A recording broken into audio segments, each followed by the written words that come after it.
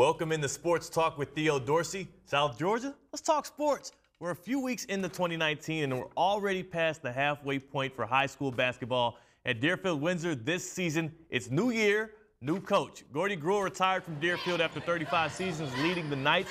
Last year, insert first-year head coach Bill Cefaratti. The new leader of the Knights has Deerfield off to an 8-5 start this year. It's the first varsity-level head coaching gig for the 30-year-old former three-sport athlete hailing from Syracuse, New York, and it's a first of many for Bill, as he's also making his debut on Sports Talk tonight to talk about his journey to Albany, Georgia, and the start of a promising coaching career.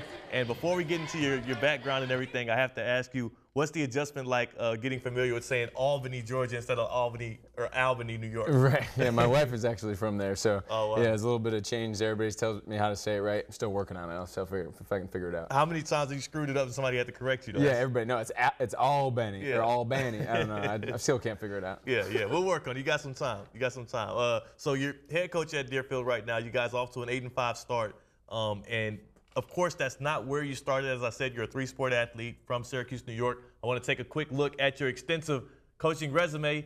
You spent the past, is that 8 seasons or 9 seasons at basketball? That's 8 years. 8 years, yeah. Right there at Holy Innocents out in Atlanta as an assistant coach. Now, my question to you is, I know you went to college out in the Northeast. You're from the Northeast.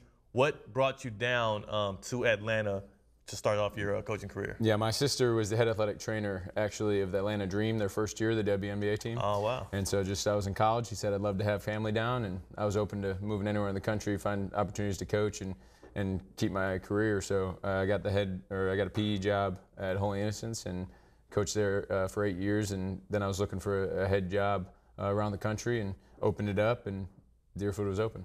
There it is, and maybe we need to get your sister on here. She seems like the important one. Right? Yeah, I know, right? No, but so you get to Deerfield this past year, and obviously that opportunity opened up.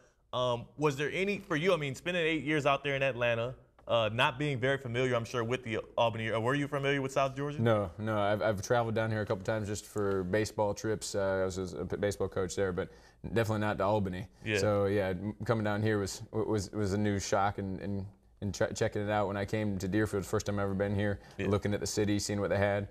So I actually have enjoyed it so far. They've got everything you need. People are great. So it's been a nice transition. There it is. That's what you're supposed to say. You're already winning points right now with the viewers. So I want to get into a little bit of what you got going here. So your athletic background, you're a three-sport athlete in Syracuse. Can you speak to how that, being so involved when you were playing ball, you played basketball, played football, and you played baseball.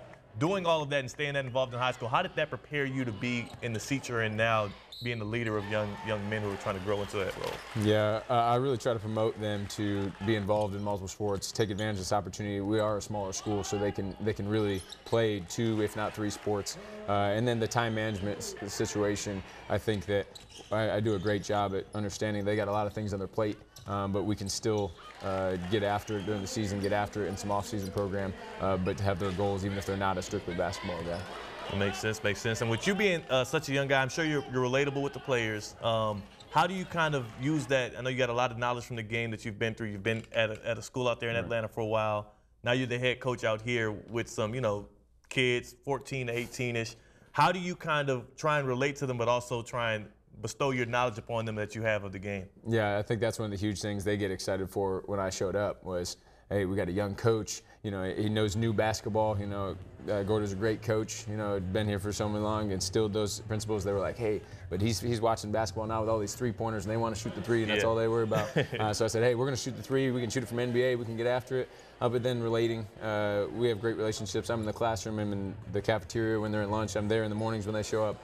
I'm always making sure that we have conversations about what's going on with them. And then I do play some video games, and video games is huge with kids nowadays. So just talking about 2K and what my player they got, and if they want to get in the court and see me and my guys, it's a fun little way to interact with the kids. I see. So who's your 2K team then? Who's your go-to when you're losing a couple of them? You got to pick a team to get a win. Right. I'll probably have to say the Raptors. The Raptors. There's some guys can play some D, but Kyle Lowry can handle the ball and shoot a little bit of points. So. I like you then. You got Pascal Siakam, Kawhi can get you a bucket. You got some options. I like that. So I might have to check you. Xbox or PlayStation? Xbox, unfortunately. I got you. I'm Xbox okay. too. I might have to check you on that. See, we're gonna do trivia later, so I'll beat you in trivia today. I'll beat you in Xbox later on. I doubt that, but we'll see.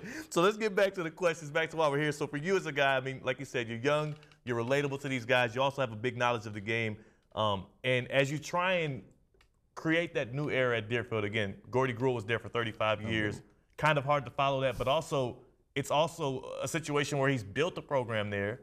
And you guys are known for having a good basketball program. So how do you kind of keep that legacy of what he's built as well as create something new here in Albany with the team? Yeah, I think no matter what sport, what team you're trying to create, you have to have the fundamentals. You have to have the foundation, and that's great to have. And now it's how do we connect with this generation? How do we adapt to basketball and what it is in 2019? And then how do I get in the community and make my face known? How do I get in the community and let people know that this is a place where you can thrive and you can succeed, and you're going to get the coaching and you're going to get the connection to the next level that gives you opportunities. Yeah. And so I'm going to get in the community, YMCA, camps, go to games, elementary, middle school games, go out there and support the kids, let them know I'm here, and no matter who you are, I want to be a part of the community and help kids out. That's smart. You must be in my book, in my bag here, because that was my next question was asking about community involvement and how you plan to kind of integrate yourself into the Albany community. Myself as well. I'm from Houston, Texas. Got here when I was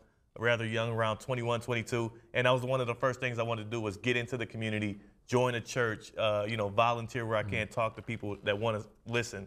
What are some of those things that you listed off some of those things that you want to do already, but why is that important to you as a young man who comes from a different background and doesn't even have a real connection to this city prior to getting here and getting the job? Right. It's important because, like you said, people don't know me at all. How can I get visible? Mm-hmm. And then first step was to play in the MLK Classic coming up Monday, to play in the You Save It like we did, play in the Fall League. We played in the Fall League with all the public schools.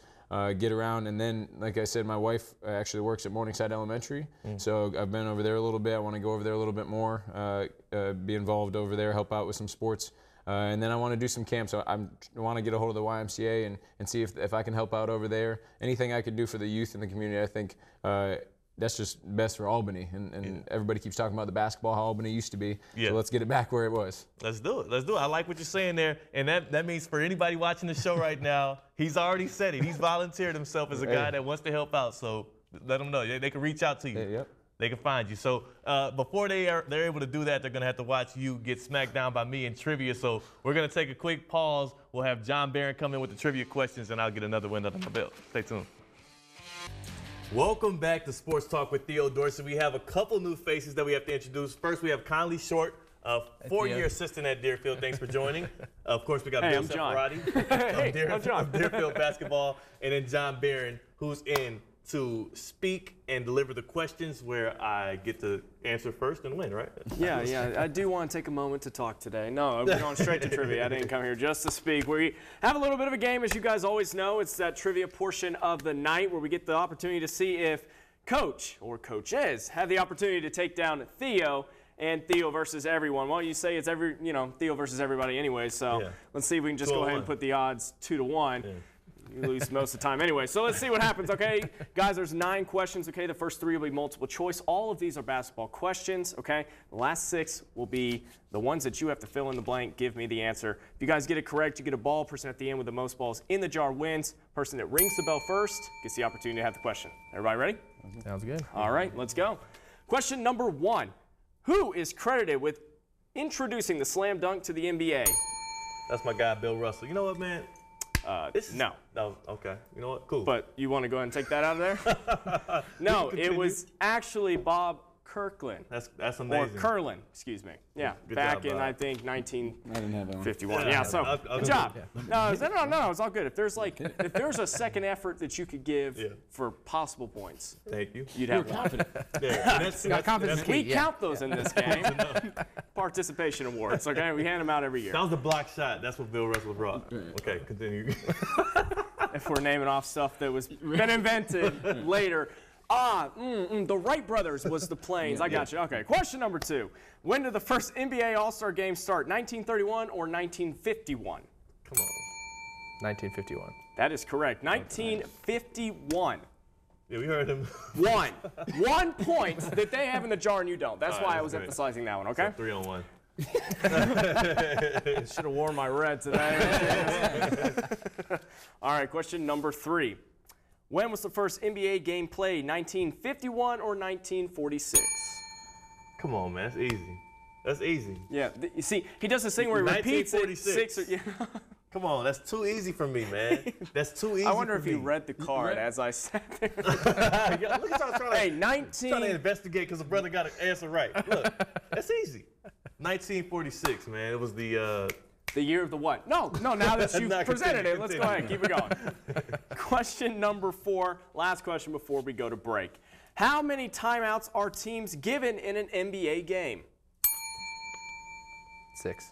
That is correct. Okay. 6, and there is 1 20-second timeout as well, but So 6 7. is correct. No, that's the 6 is the full amount of timeouts. They get the point. You weren't just going to be like, plus, they get 1 20-second. No, you weren't going to say that, but I did put that one in there. But it's okay. When we come back right now, Theo is losing 2-1. Hopefully they can multiply that or whatever, just give you the double the loss. All right, well, anyways, when we come back, we got 5 more questions, so don't go anywhere.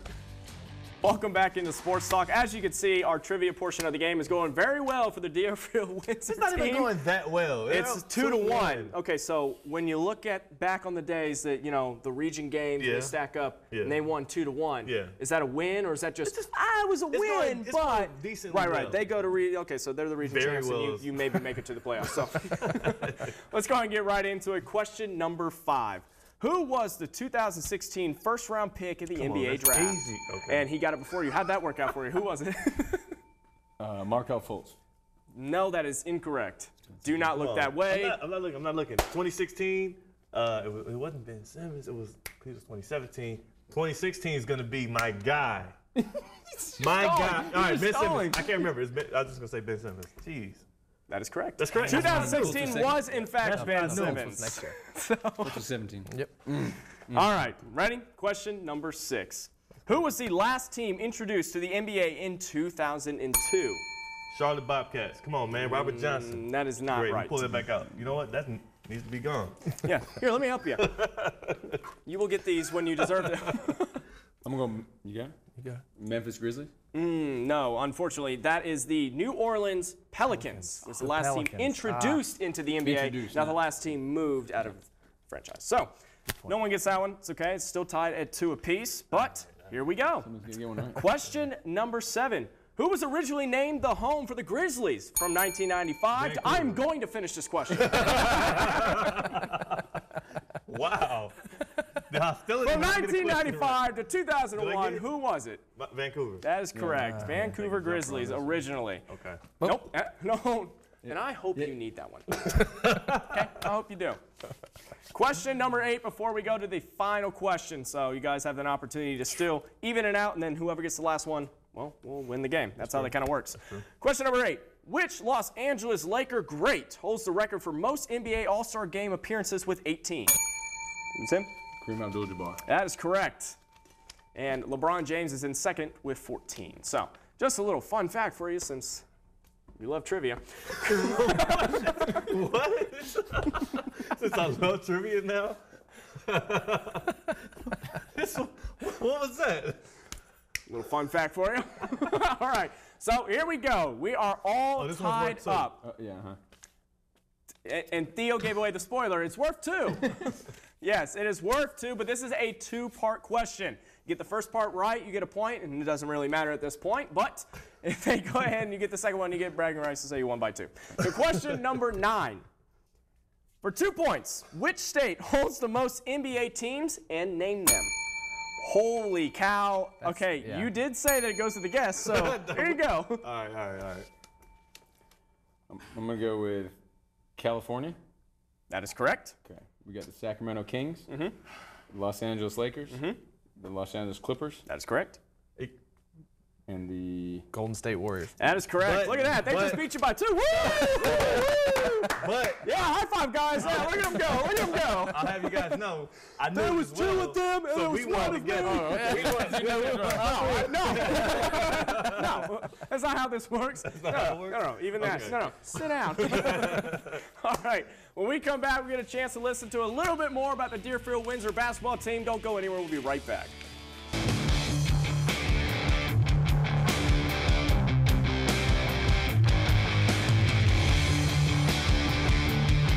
Welcome back to Sports Talk with Theo Dorsey. Again, we got going from this side to that one, John Barron. We got Bill Cefaratti of Deerfield-Windsor, head basketball coach. And we got Conley Short, the assistant coach that's been there for 4 years. I want to make sure I got it right. I thought Mike Conley. There you go. And then you said not tall but short. There it is. There it is. Y'all know at home. Keywords, people. Well, he beat me, so I was trying to get him back, really. Yeah. I'm still a little sore. Still a little sore from that. Loser? Yeah. Just, you know what? You pick up on it as you go. I think it was like 3 questions into the first time I did this one, right. and then he was no. So my question I was not. Before we dig too deep into all of this, I want to ask, because you've been with Deerfield for the past 4 years as an assistant on the staff as well as leading the JV team. Can you speak to what the transition period has been like going from Gruhl to now Cefaratti and how the players have kind of adapted? It's been a pretty great transition. Honestly, they've done a good job with it. You got a great group of kids, so it makes it easy. And like you said, they're easy to relate to and relate to him. They've picked it up well. We've kept a lot of the same offensive and defensive philosophies, just minor tweaks and things, and they've adjusted really well. And Coach, how much do you think it helps to bridge like that when you do keep an assistant on that's seen the past way of doing things that the kids like already, and then you're able to come in as well and not be that guy that's just trying to jump in and change everything and maybe tick people off? Well, definitely having a relatable guy that's been there helps, but it doesn't matter if he's not a quality guy and invested in the kids and been doing it. And he and I have great conversations from the beginning. We get along, we work on the same path, and when you have that message that's all in one line, that makes it really easy. And he's been huge. He's been developing the kids before I got there, so it was a no-brainer to have a guy with this type of knowledge and connectivity with the kids to stay on staff. Well, I don't know how much you guys had talked originally in the beginning, but it just seems like right off the bat you guys have a great chemistry together, with the kids as well. Is that something that they kind of feed off of, knowing that, you guys get, really well together, on the side of the court, and obviously, when it comes to practice and everything? Is that something they can kind of sense right away? Yeah, and I'll kind of speak on it as well, but from the beginning, they see the camaraderie, they see that we're on the same page, and so they can't go, hey, Coach, he's getting on me. No, they know that, Conley might be the guy to pick him up when I get on him, but they know that he's going to send the same message. But I'll let you talk too. Right, yeah, and exactly that way. I mean, when we're on the same page with most of the stuff, they can't come, if you come over pouting and all doing all this, they know and they respond well to that. So they're a great group of kids on that, and like you said, that chemistry here helps develop team chemistry, and we're moving in the right direction with that. So. Like to see that. And then me and John had the same thing going, and except we're not leading a group of anybody. We're just putting on this. They're leading viewers. He's leading me. I'm following. Leading nobody at this point. Doing a great job. Doing a great job of following. It's in every book. Except for the trivia. Still need some work there. I'm leading in that one.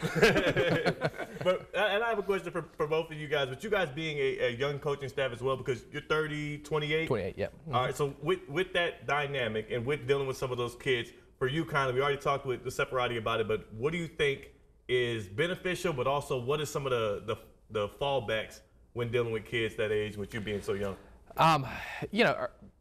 They kind of sometimes they'll get a little combative at times, but again, with good kids on that, hey, focus, do all that, and they're right in line. So and obviously being there for a while with Coach Gruhl, seeing how he handled things like that, and again, understanding too, like, our philosophies hadn't changed, nothing's changed from a guy that had been there 35 years to somebody stepping in new. It's a new voice, with new certain things being said, but overall still the same concepts, and so they stick pretty well with that, and they do a pretty good job on that too. So.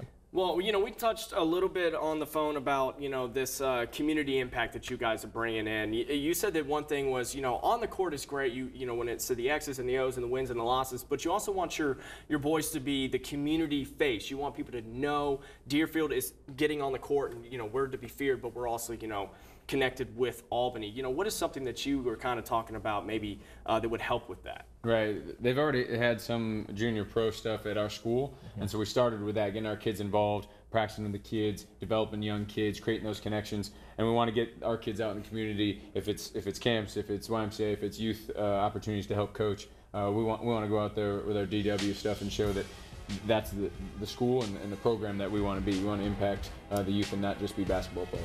Well, we appreciate that very much. The next time you'll be able to see the basketball team will be in the MLK Basketball Classic on Albany State's East Campus. We'll be watching them all year. Thanks for joining us. Have a good night.